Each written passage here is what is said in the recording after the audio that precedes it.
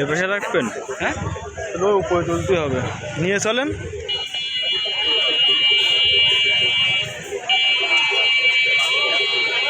গাড়ি নিয়ে গেলে কি সমস্যা নাকি?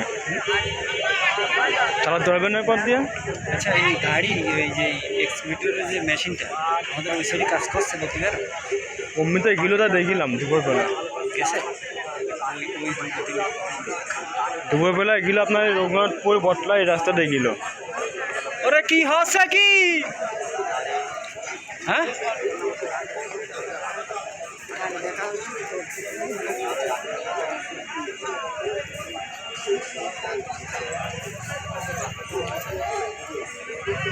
সেটা জাল ফেলাক, জাল ধরার একটু ভিডিও করি।